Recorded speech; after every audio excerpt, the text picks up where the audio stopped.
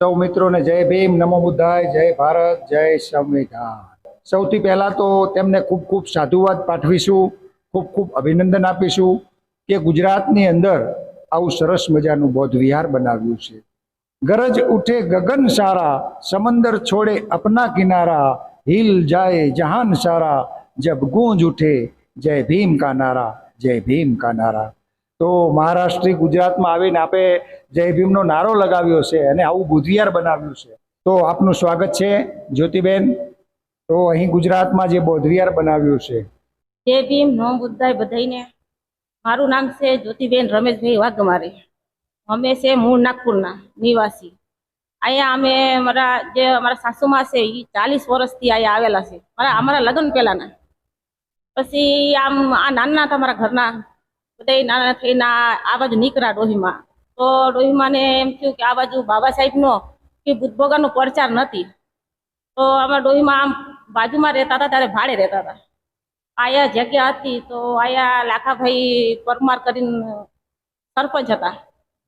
તો અમારા ડોહીમાં અહીંયા ગયા કે ભાઈ લાખાભાઈ મારે અહીંયા બૌદ્ધ વિહાર બનાવવું છે ને અહીંયા જગ્યા છે તો મારે અહીંયા વારવી છે। એ લોકો કહે કે કાંઈ વાંધો નહીં કે ત્યારે સામનિયાર હતા, હાડી પહેરતા હતા અમારા સાસુમાં, ચીવર નહોતો લીધો પણ ભગવી હાડી પહેરતા હતા ખાલી। અત્યારે એમણે ભિક્ષુણી છે અને ચીવર લીધેલું છે એવું? ચીવર લીધેલું છે। પછી એ લોકોએ સપોર્ટ આપ્યો હતો કે આ વાંધો નહીં, તમે જગ્યા વારો, તમે જી કરશો એ કરશો હોય કે તમે મૂળ નાગપુરના છો હોય કે। જ્યારે અમારા ડોહીમાં છે ને જ્યારે બાબા સાહેબે દીક્ષા લીધી હતી ત્યારે અમારા સાસુમાં 8 વર્ષના હતા। ત્યારનું એને આમ છે કે નહીં આપણે આ હિન્દુ ધર્મ ત્યાગ દીધો ત્યારનો જ, 8 વર્ષના હતા ત્યારનો જ। પછી અમારા ડોહીમાં એ જગ્યા વાયરી, પહેલા તથાગતની મૂર્તિ લઈ આવ્યા। ત્યારે અહીંયા કોઈ તથાગતને ઓળખતું નહોતું, ત્યારે એમ કહેતા હતા કે આ કે ભગવાન લઈ આવવાના જગ્યા વાર લીધી, આ કોણ છે? પછી અમે ડોહીમાં આ બાજુની ગુજરાતની ભાષા નહોતી આવડતી ત્યારે, કારણ કે અમે રહ્યા મરાઠી। ત્યારે બધા બાયું છે તથાગતની મૂર્તિ અહીંયા ઓટલો કરીને અમે ડોહીમાં આગળ વહેડી। ઘણાને પછી જાણવા મળ્યું કે આ તો તથાગત છે, બુદ્ધ ભગવાન છે। પછી થોડો પ્રચાર થયો, પછી અમારા મેરેજ થયા, પછી બાળ બચ્ચા થયા। પછી હવે ડોહીમાં કે તમે હવે હું નવરી થઈ ગઈ, હવે મારે ચીવર લેવો છે। પછી અમારા ડોહીમાં એ 2007માં ચીવર લઈ લીધો। પછી નાગપુરમાં ગયા, એ 6 મહિના રહી આવ્યા। પછી કે હવે આ મજૂર વસ્તુ છે, અહીંયા નોકરી કોઈ રહેતું નથી। પછી અમારે થોડા 10-12 જણા છે એને અમારા ડોહીમાં એ કીધું કે બેટા મારે હવે વિહાર બનાવવું છે, તો અમે થોડો સહકાર આપો, થોડોક હું કરું। પછી અમારા ડોહીમાં થોડોક નાગપુરથી લઈ આવતા હતા। પછી અહીંયા જો મજૂર માણસ છે એ કામ રાખતા હતા, એમાંથી કામ રાખીને ઇન્કમ થતી હતી એ વિહારમાં નાખતા હતા। પછી જે સંતર કામ છે એ ફ્રીમાં કરતા હતા।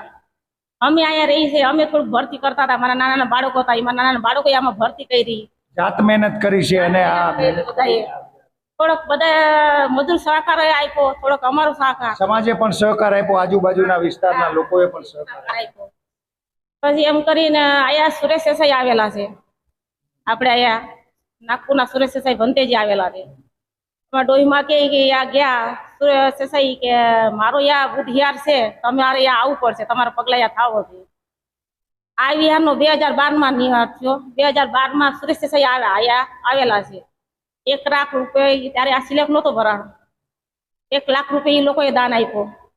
પછી કઈ અમે કાર્યક્રમ કર્યો, એમ કરીને 1.5 લાખ 2 લાખ થયું ત્યારે આ સિલેક્ટ ભરાણો। પછી અમારે કઈ ડોહીમાં લઈ આવતા હતા, કઈ કાયના મજૂર। પછી અમારા પોરબંદર ભંતેજી પ્રગ્રસ્ત ભંતેજી છે, એ થોડોક પ્રચાર કરીને એ ભંતેજીએ થોડોક સહકાર આપ્યો। પછી જો મારી બેન છે, બેબી છે, એ પણ ચીવરધારી છે। તમારી દીકરી છે અને એ પણ ચીવર, એમને ચીવર લીધું છે? ચીવર લઈ લીધું। એ નાનપણથી ની ઈચ્છા હતી, એ કેટલા 10 વર્ષથી ત્યારે એને ચીવર લીધો હતો, પણ મને એમ થયું કે દીકરી છે, મેં એને થોડાક દી પહેરાવી દીધું, પછી મેં ઉતાર નાખ્યો। પછી કે એનો મન ન માન્યો, અહીંયા બહાર ભણીને પછી પાછી ગઈ કે મમ્મી મને ચીવર જ લેવો।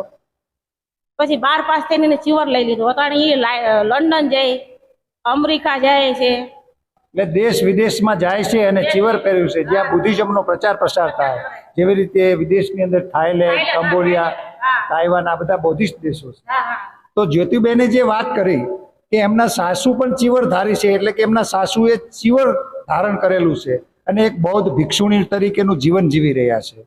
તો જ્યોતિબેને જે વાત કરી કે કેવી રીતે આ બુદ્ધ વિહારનું નિર્માણ કર્યું છે, અને પોરબંદર ભંતે પ્રજ્ઞારત્નજીએ પણ મદદ કરી છે, અને એમણે ખૂબ જ મદદ કરી અને આ બૌદ્ધ વિહારને નિર્માણ કરવામાં તેમણે પ્રચાર પ્રસારનું પણ કામ કર્યું હતું. તો આ બહુ મોટી વાત કહેવાય. અને એમની જે દીકરી છે એ પણ ચીવરધારી છે, અને મહારાષ્ટ્રના જે લોકો છે એ કંઈક અલગ દિશામાં ચાલી રહ્યા છે કે વાતો કરવાની અને ચાલવાનું બીજી દિશામાં એવું નથી.